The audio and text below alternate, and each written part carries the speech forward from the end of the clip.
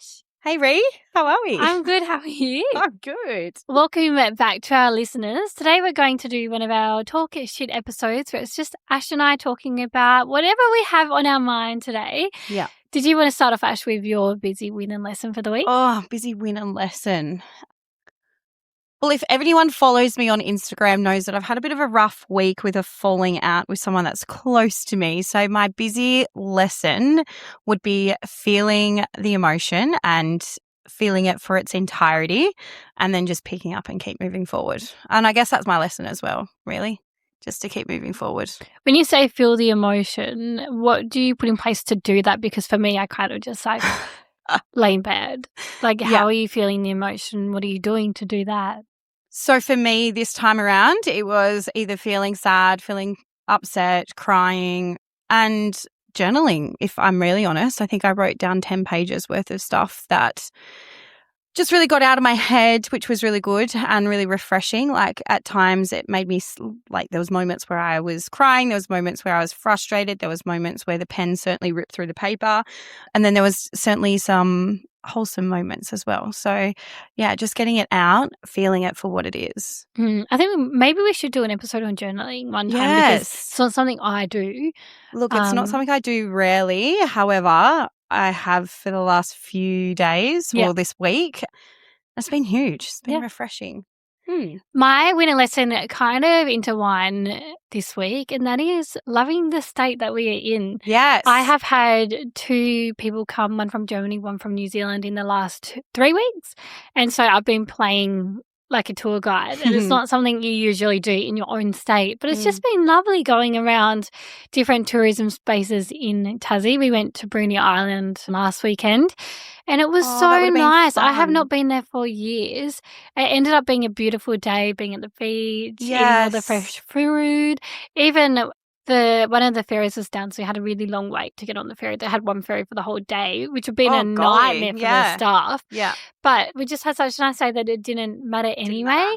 And I think that's a bit of a lesson in itself because often if we have a free weekend, we tend to go interstate or things like that. But remembering to explore our beautiful state of Tasmania, it's so beautiful. I love this state. So yeah, that was a win and a lesson, was being able to do that. Now on today's episode, I wanted to talk to you about something that happened to me online the other day. I've started getting into doing TikTok lives on social media and I've had great success from them. But from that, I actually received a bunch of not very nice comments. So I thought we could unpack this together and talk about like the pressure of being a working mum and the negative side that we see online as working mums. So I want to give you context. This was at 8 p.m. at night. So my 2-year-old was obviously asleep when I was doing this, and it's something I do outside of his time. So I'll do it once he goes to bed or in my lunch break or something like that. Yeah.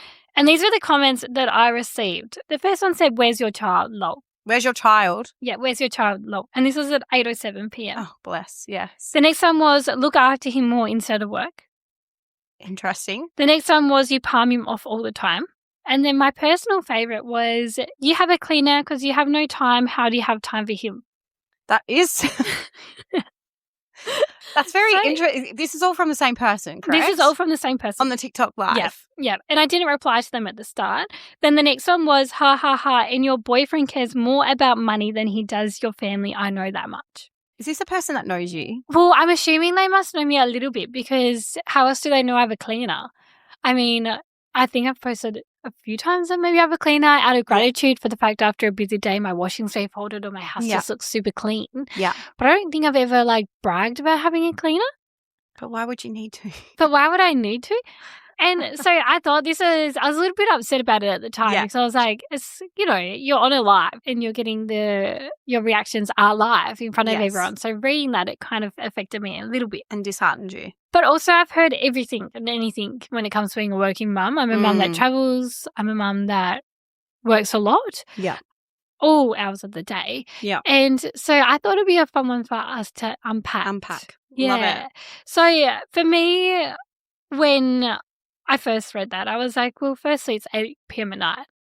Like, what do you want me to be doing? He's asleep. Do you want me to be like looking over him? That type of thing. The other thing as well was the cleaner one. I was like, well, I have a cleaner because I want to spend more time with my son. When I'm home, I don't want to be cleaning. And if you've got the ability to do that, why not utilize resources where you can and how to have cool. that done? Like imagine if they knew I had a gardener as well. Oh my God, heaven forbid, Ree, heaven forbid. But I'm also like, how cool is it that I can Yes. pay for someone to be a cleaner, Yeah. and then they have an income coming in that way as well. So Yeah. it's like, And why same with is the gardener. there same? And I'm like, why is there a negative connotation around that? So I wanted you to talk a little bit about why you think people get in that headspace and that negative opinion on working mums. It's really interesting because I feel like a lot of the space of where people give negative comments is because it's something that they're wanting or they desire in their own lives. Yeah. Like it's a reflection piece on them and they're just projecting on you because you've got something that they don't have or they're not willing to put themselves out there for to get. Yeah. So I find those comments really interesting because, if Andy's in bed, let him be in bed. If you're going to do a TikTok live, then do the TikTok live then. However, I just don't think that personally attacking you or not even attacking you, making those comments is just not really warranted. Like, no. Yeah, for me, I'm just a bit flabbergasted by it. And then I was also like, if you're a parent, why are you telling me to be with my child if you're online? I think society have these expectations of us though, right? Like I know for a fact that my grandmother was a stay-at-home mum. She had all the cooking, she had all the cleaning, she had that house like in tip-top form shape that she never needed to work. Like she never had to do that. Like her job and her responsibility was to look after the kids, was to look after and make sure the meals are all prepped, had all day that she could bake, had all day where she could iron and all of that kind of stuff. And these days they still carry the same expectation for us to do that. However, we need to have double the amount of income because of inflation. Petrol costs $200. Yeah, petrol, wild, right? But there's so much expectations that are still on us. Like we've still got this invisible load where we need to have the household all together and, have everything all tidied and washing put away the same day that it's put on. Like far out. I don't know how many times I've put the same load of washing on in a week just because I've just been so busy and I've forgotten about it. And if I was in a position where I could pay for a cleaner, I 1000% would outsource that. It's like jobs that I don't want to do. So if that gave me more time and bought me more time with my children, or if it bought me more time to be able to be more flexible with my work, 1000% I would do that. And I would never judge anyone for that. I also see the negative indentation too when it comes to stay-at-home mums who have their children in daycare once or twice a week. Yeah. And I'm like, why? Yeah. Why do people care so much? Like, even if you are a stay-at-home mum, the days when you are home with your children, you're doing so much more than just being home, Yes. I said,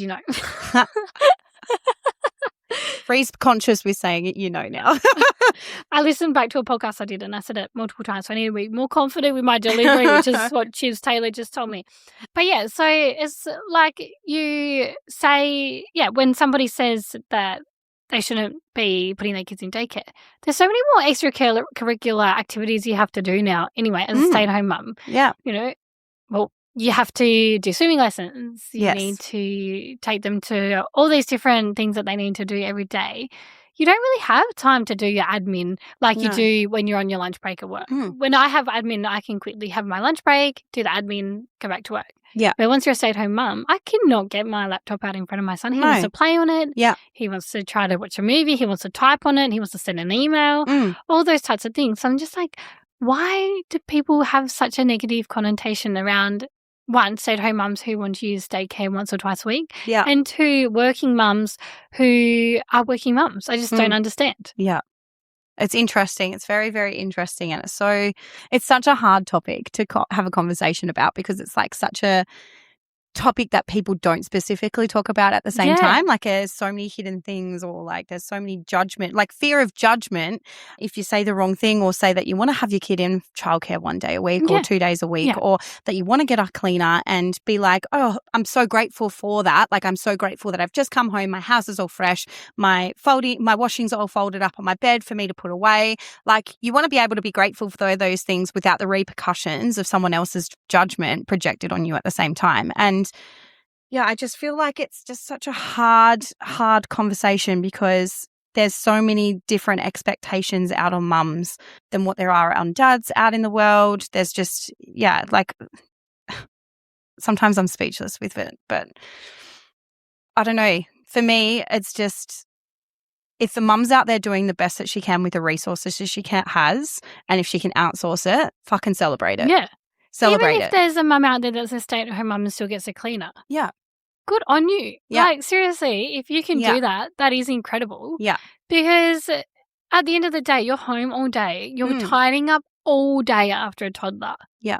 All day, my son is just pulling out toys and we're constantly cleaning up. We've got to clean up after dinner and things like that. Yeah. If you have a cleaner to come to a deep clean once a week, good for you. And it gets you the opportunity to get out of the house while they can get the cleaning done. I think it's certainly something that could be recognised a lot more and should be recognised a lot more, that if you are in a position to be able to do that, or if you actually want to be in a position where you can afford a cleaner, or that you can, outsource to someone else, like getting the gardening done, getting the windows washed outside, like ask yourself, how can I make that happen? Rather than, oh, you're so lucky, or this, or, there's the backlash comments that people make. For those that may be the ones that post those negative comments or say those things to women about how you should be a stay-at-home mum, or you shouldn't be working, or you shouldn't have your kids in daycare, what would you say to them when they're in that negative frame set?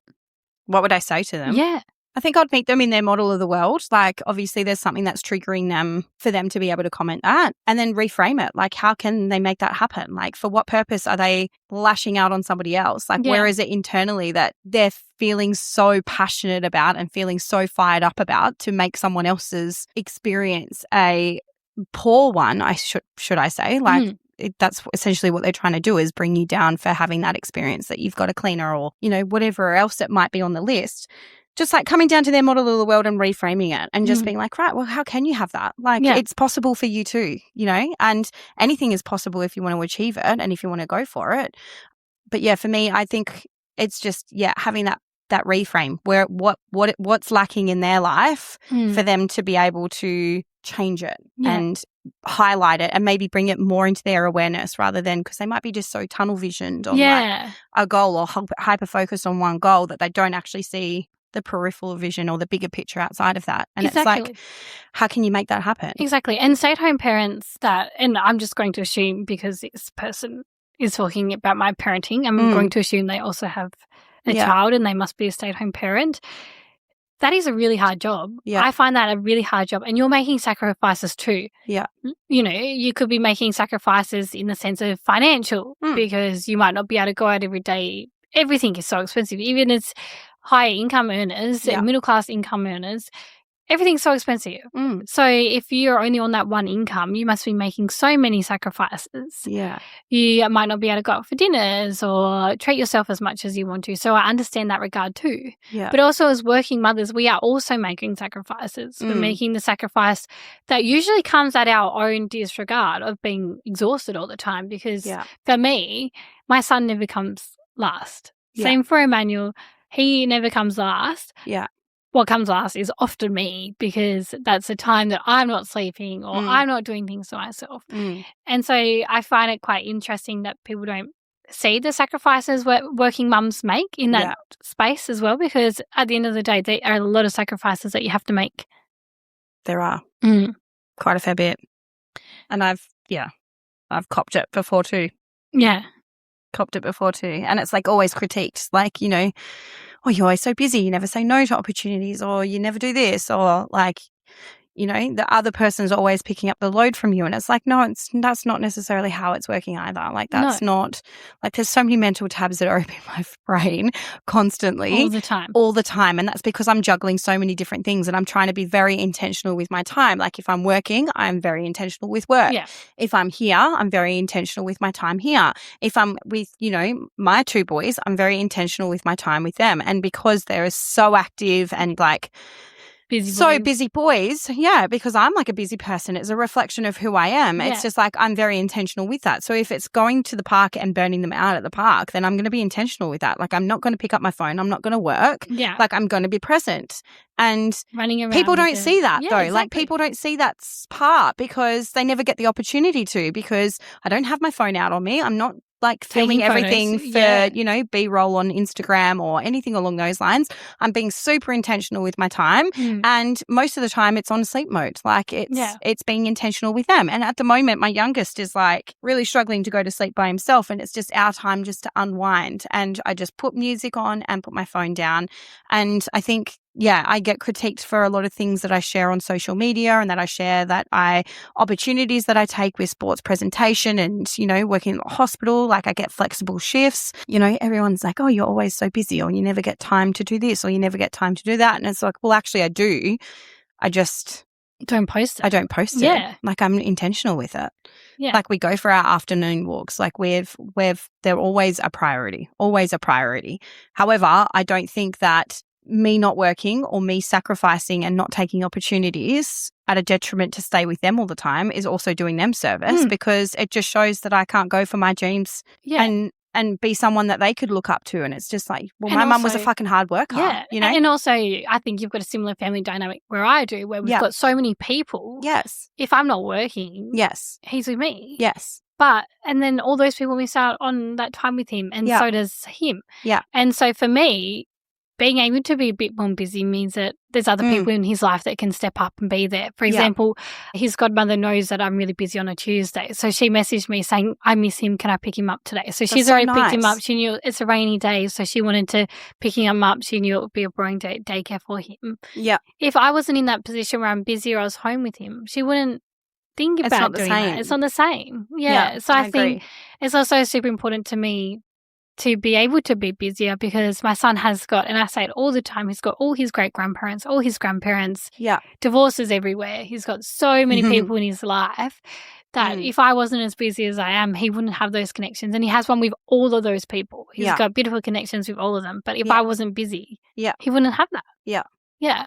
And it's like when you reflect back as a kid yourself, like I remember all the best times that I had, like growing up, was always at my grandparents' house. Like I thrived off it. Yeah. It was so much fun. It was, you know, always looked forward to school holidays, because my mum never got the time off to be able to be a stay-at-home mum, or, you know, she had to work to provide us opportunities just as much as we have to these days. Yeah. And it's not that we don't have to, we choose to, because we want to like have like this big fulfilled life, right? Like we want to go and take all these opportunities and say yes to all these events and put ourselves in rooms that we could never dream possible if we didn't say yes to one thing. Yeah. And it's just like having that ripple effect to our kids. It's just like they get the opportunity to spend time with their grandparents and thrive off it, or, you know, that you've got intentional time with them before bed, you put them into bed, and then you go on a TikTok live because, you know, that's also fills your cup up too. Something that I don't think people see as well is we don't work every day. No. I am at work in the office Tuesday, Wednesday, Thursday. Yeah. So I'm home with him usually Friday, Saturday, Sunday, Monday. Sometimes something will come up, but I'm working less than that I'm with him. Yeah. So I think a lot of people think that, again, that I work a lot more than I do. Yeah. But that's because that's what I'm happy to share online. I don't want to share Andy and what he's doing online. That's not the space that I want to be in. Yeah. So for me, sometimes I'm like, you know what? Like, you actually don't know, because I spend a lot more time with him than what you think I do. People have such a big assumption piece. Yeah. Such a big assumption piece. My son gets sick of spending time with me. Like, if we spend more than 4 days together, he's like, time go away. Yeah, I need a break, Mum. I need a break from you. Yeah. I've had enough, which I do with myself as well. Yes. Well, anyone that I'm around, I'm like, small doses. So I understand as well that he needs to be able to have time away from me as well. Yeah, 100%.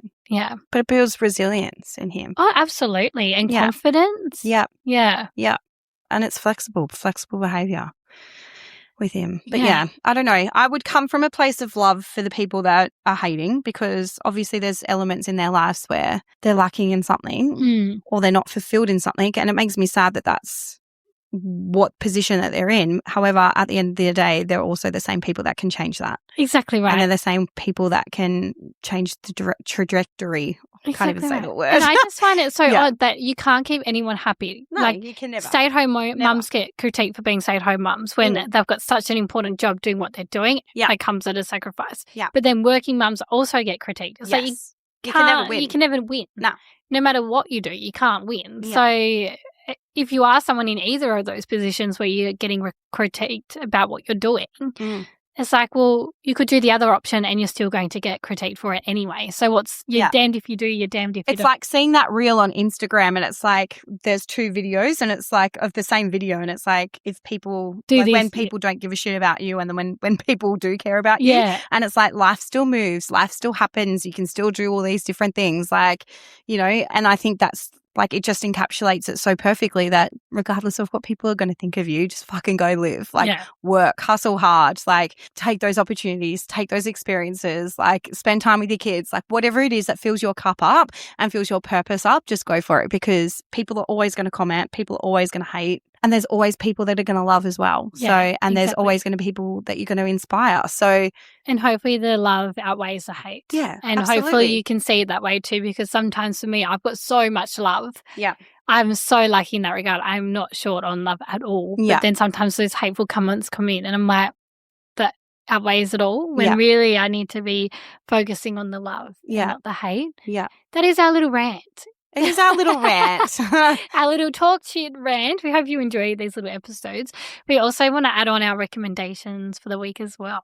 What is your recommendation for the week? Oh, well, I mean, this is probably a little bit contradictory to our podcast. However, a podcast that I'm really loving right now is called what is it called? Amplify podcast. Oh, I haven't heard of it. So it's with my coaches, Katie Walker, Elizabeth Ann Walker, and they have such a beautiful podcast, and there's always just so much that I get from it. So that's something that I would recommend. If you're not listening to this or catching up on our episodes, definitely head over and listen to theirs, because that's quite powerful. We need to get Katie on this podcast. Yes. Yeah. Next time she's in Tassie, she's also a Tassie girl. So next time she's here, she will be on this. She's a little babe. I love her.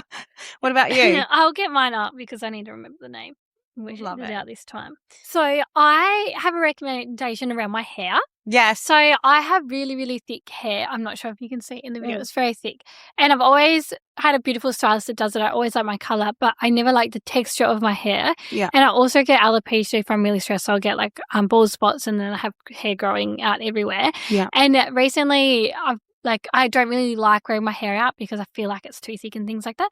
And I came across this new hair method it's called the Abby Young hair method. Yeah. And when I first looked into it, I was like, oh, that is a lot, because right now I just wash my hair with shampoo, conditioner quickly as I can get out the shower.